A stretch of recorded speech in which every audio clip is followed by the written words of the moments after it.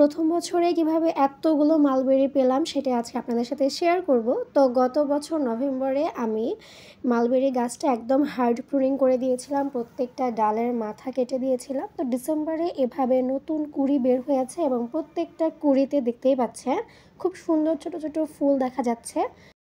তো এই হচ্ছে আমার পরের ক্লিপটা, এটা 2025-এর ফেব্রুয়ারিতে নেওয়া, মানে রিসেন্ট ভিডিও, যেখানে দেখতেই পাচ্ছেন আমার প্রত্যেকটা মালবেরি কত সুন্দর মানে বড় হয়েছে এবং পেকে খুব সুন্দর একটা কালার দেখা যাচ্ছে।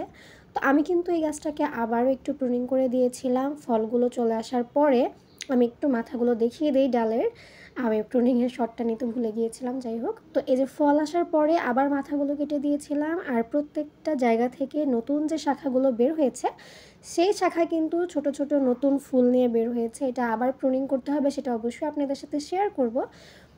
আর এই ফলগুলো একদম যখন কালচে হয়ে যাবে তখন খেতে বেশ ভালো লাগে, খুব মিষ্টি খেতে হয় আর লাল অবস্থায় বেশ টক খেতে হয় আর কি।